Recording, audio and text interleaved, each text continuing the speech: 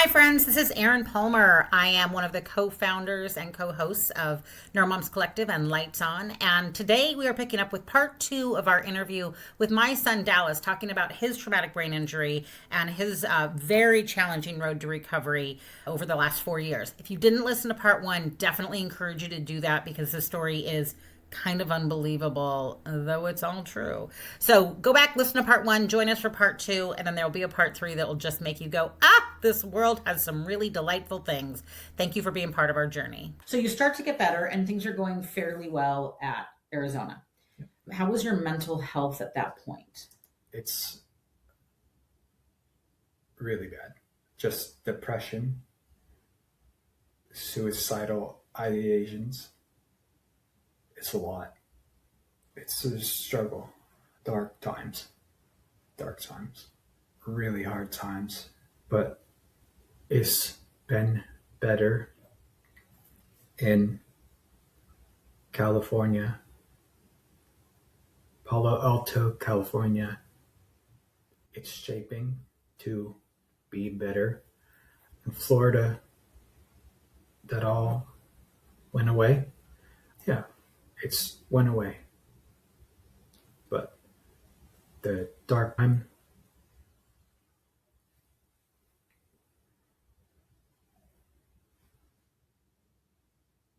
yeah. Did you think that I had made a mistake by keeping you alive in the beginning? I don't know. You just knew you were in pain and you didn't know a way out. Yeah. This happened in Mississippi. You were life flighted to Alabama. From Alabama, you went to Arizona. From Arizona, you went to a VA hospital in Texas. From Texas, you went to Mississippi. From Mississippi, you went to Palo Alto, California, to a VA hospital for rehab. Back to Mississippi. Then you went to Destin, Florida for a PTSD program, kind of an anti-suicide program that they run there on base called Intrepid. All of that was going great. And you were doing very, very, very well. And then something happened in 2024. Your pup, his service dog can feel him getting anxious when you call him around on your other side. Urban. So when I was, what is it? We were in Biloxi and you started having really bad headaches and tons of pain in your back. And you were misdiagnosed with several things, including they told you had leukemia. You endured several lumbar punctures. Twice. And then the hospital in New Orleans, which is about an hour and a half from where you were living, they prescribed you the wrong medication and you got very, very, very sick. And what nobody was diagnosing that we didn't know was happening for months is that you were experiencing obstructing hydrocephalus. So blood that had been left floating around his brain was starting to harden and cause problems inside of his brain. And in his case, it blocked the ventricle drains that allowed the cerebral spinal fluid to drain out like it normally would down and then through your tissue to be processed out. And it was putting pressure on, and it was actually bruising and damaging your brain significantly and causing you tremendous pain. Yeah. That was bad. How did that get diagnosed then? How did they figure out that was what was happening? Every day, just terrible pain.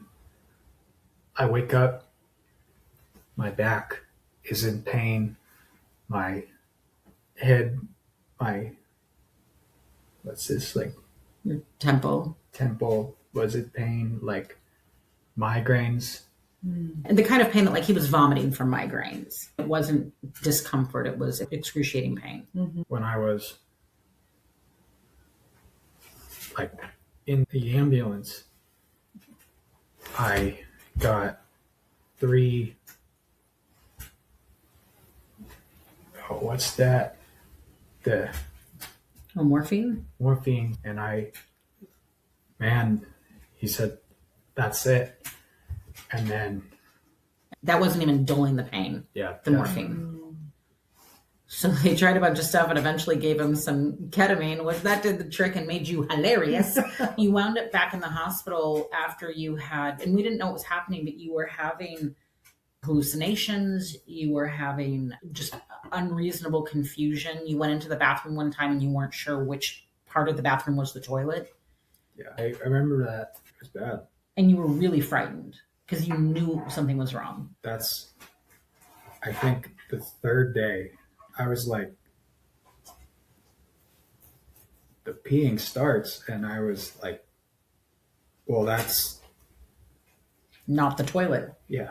And you were scared and you were confused and frustrated when we kept taking you to the hospital and nobody could figure it out. So we finally took you to a regional hospital when we should have taken you to a hospital that was better equipped, but we didn't know what was happening. And you spent 16 days in the neuro ICU and you didn't know who you were. No. And it was a very frightening thing. As that was happening, you were getting weaker and weaker and you were having more than 100 seizures a day. Yeah, it's not fun. And you had gone from, before the accident, you'd gone from 175 pounds at 6'1" down to 138. Yeah. And then with this improper medication, he'd gone up to about 208 Wow. in a very short period of time. And it was just fluid, so much fluid. And a doctor that was not skilled tried to give him a lumbar puncture. And he tried 4 or 5 times before I was get away from my kid. This is not okay. And eventually we were able to get you a bed at OHSU in their highly skilled, incredibly capable neuro department. And they thought they were accepting you for one thing based on what the regional hospital had told them. And within about 45 minutes of you arriving, they had done a couple of just baseline scans, thinking that your problem was down here. And within an hour of us arriving, they moved you to a critical care unit and scheduled you for next day surgery. Yeah. Just by doing the scans. With better equipment. Have the scans been done already? Yes. But scans can exist in 2-dimensional scans and 3-dimensional scans. And by the time that somebody's listening to this podcast in 50 years, there'll be 5,000 dimensional scans. I don't know. But OHSU had better equipment like Arizona did. And so they were able to see it and interpret the data differently and recognize what was happening differently. And where is this? Oregon Health Science University. And it's in Portland, and it's a teaching hospital. And I love a teaching hospital. I think that the people teaching, I think the doctors and administrators that are at the teaching level are giving their best to bring up the next gen. And I think that the young students are coming in with a desire to be great. And I think you just get an amazing combination. I love a teaching hospital. Yeah, it's Barrows and OHSU is like just incredibly lucky that we had access to them. Yeah.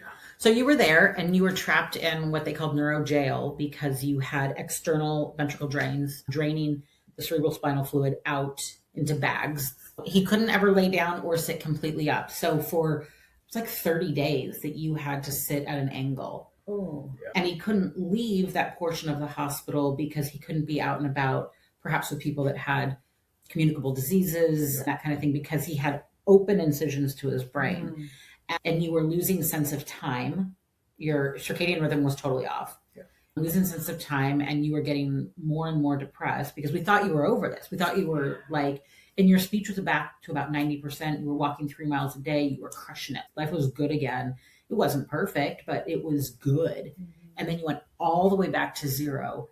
And then you had, do you remember that nurse? Because his circadian rhythms were off, he would sometimes call me at 2 a.m. because I couldn't stay the night at that hospital. I stayed in the hospital with him for months and months and months, but some hospitals I couldn't stay at. And that was one. I would leave at night and come back in the morning. And you called me in the middle of the night and you just wanted to go home. You didn't know why I wouldn't let you go home. Because you still weren't clear.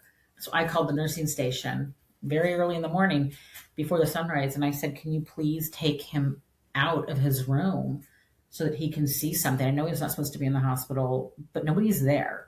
Right. And so what did they do?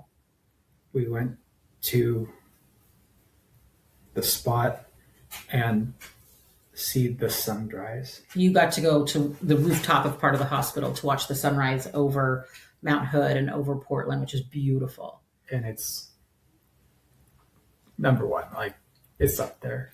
They'd use a Hoya lift. They did use a lift to get you out of bed. You couldn't transfer yourself. You were on all sorts of IVs. You had tubes everywhere.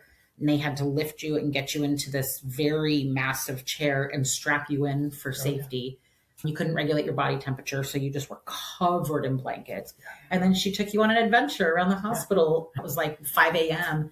and it was summertime, so the sun was coming up. And it was like we talk about in our podcast, we talk about glimmers. Yeah. Big one. Yeah. How you doing with the story? You haven't heard all of this. I haven't heard all of this. And Dallas, as I'm sitting here listening and you were talking about some of those really dark days. What are some of those things that just kept getting you through? Because you had those really dark times and then you had another relapse. What were things that kept you going? My mom. Yeah. Yeah. I mean, Barrows. It's like, it's like, take a pill. Okay, but if I don't, take it away. Like, drop it. It's there, but Help me understand what you mean. To keep going or to end your life? end your life. So he was thinking about stashing pills, Yeah. so that he could have enough to end his life. Yeah. Yeah. And I don't think that anybody has a right to criticize that, because I don't think that's at all an unusual or unreasonable feeling. Mm-hmm. Yeah, every day. It's like I take a pill or I don't, but mom is going to say, don't be like that. I was like, okay, fine. And I don't know, Amanda and I have talked a lot about, like, Dallas's service dog is trained for PTSD disruption, and he sees all three of us like up in our fields, and he is going from one, you can't really see him. He's going from one to the next, like, yo, what's wrong? How can I help? What are you guys He was smart. He'd get up and lay across all three of our laps and just give us a minute. So I was saying that Amanda and I don't always know if what we did was the right thing or not. And centering yourself as a caregiver in the story isn't the right answer. And yet there were times I did it. I would say to him, if you die, I will die. Because I know that Dallas loves me all the way through his bones, as he knows I love him all the way through my bones. And so I knew that he could keep going for one more day for me, even if he didn't want to keep going for him. I knew he wouldn't hurt me in that way. And so it was, I mean, I guess it was a little manipulative, but I would have. Yeah, I was just like, yes, it was, Mom. In the hospital at OHSU, when he was in the the neuro jail, they call it, he had a window out his room and he could see up this hill, and there was this little half wall, and I would go outside, and it would take like 5 minutes to walk around. It was like kind of a big space. And I'd go outside and I'd call him on his phone. I'd be like, look out your window.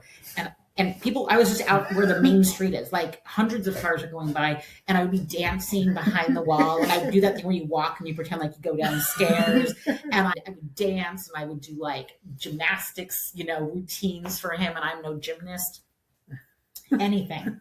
So that makes sense now that when music starts, when music is playing around here, these two are moving. Their bodies are moving to the beat. So that makes sense. Anything for a moment of humor, and our friends and our family. Dallas, my husband, Dallas's bio dad, they were around. My sister, when we got back to Portland, she was around constantly. Shout out, Shan. Constantly. Yeah. And people did us right. People brought food to the hospital. Your room, at every single hospital, your room was we turned it into like party vibes. Like it was the club everywhere we went. We didn't know what to do, but we knew joy. If we didn't have joy, what were we fighting for? That's what we just kept saying all the time. Is if we don't have joy, there's no point in any of this. So we didn't just sit around and cry. We did cry a fair amount, but we didn't sit around and cry. We looked for joy constantly. Yeah. And found it. Yeah. Like you mentioned Ammon. Yeah. Right? Yeah. So he was your PT in Arizona. You're still in contact with so many providers. Oh, yeah. I mean, we go back to the VA in Vancouver, like for all holidays, and we bring them little treats for the holidays. Yeah. It's good. I mean, yeah. And your road to recovery is not over yet. I look at you and there's so much more to come. Yeah. Like, it's just amazing to think. I mean, the second situation was how long ago? April of 24. April of 24. I mean, and look at you, all the things that you're doing. Yeah, so he had to learn to walk again. He had to learn to talk again. All of it again. I was OSSU and you, like, just sitting on my bed or on the bed, like the hospital. Mm-hmm. You are beside me. It's like, and I just zoom in and I look at him or her and said, "What's wrong?" And yeah, that's not good for the second time. Yeah. That was bad. Yeah. The resilience you show to be able to overcome it the first time and then a second time is remarkable. And the attitude, and again, I'm not around you all the time. I just hear how amazing, you are from your mother. And to be able to meet you and just to see the interactions and the life and the joy that you just bring to this world is just, it's a gift. It's a gift to me. Like, I have just enjoyed being around you and getting to know you. You're remarkable. Thank you. One of the things that Dallas is hoping to do is to use his story to help other veterans. Oh, yeah. Veteran suicide is an enormous problem still. Yes. 24 per day. And the rate of opioid addiction and suicide attempts is out of control for a bunch of reasons, including, the military is working on this. And I'm here to tell you from inside, as a military family, the military is working hard. The services, the connection, the support you've gotten from the military has been nothing short of incredible. And if we were private pay people, if we were just out in the public in your situation, you would almost certainly be dead and we would definitely be bankrupt. Oh, like for sure. 100%. The services we got should be available to everybody. Everybody should get the kind of care that he got because they are people. And full stop. We were very lucky that we had those things, but that you want to give back and help others as people showed up to help you. Yeah. So at this point, how it stands is that when this all started in 2024, when you went down, you were just about to buy a house. You were just about to get a new dog. You were looking at shelters, working on some dog stuff, and you were about to really launch into your career in the Space Force. You were a cybersecurity specialist. And all those things were happening and your life was going well. And then those things just stopped instantly. Since then, you have been able to purchase a house. Yep. And you're able to get a dog. I do dog. You got a dog. And we're working on this nonprofit that you'll be doing work with as well. And then, the other big thing that you really wanted was to be partnered. You like to have a girlfriend, a lady. And? Rena? I know you can hear us. Come out and say hi to the peeps for a second. Okay, you guys, now we're going to pause. Part 3 will be with Marina. So definitely stick around and find part 3. It's going to be great. She's lovely. The story is just all the highs and all the lows, and we are glad that you're with us. Thank you so much, and keep those lights on.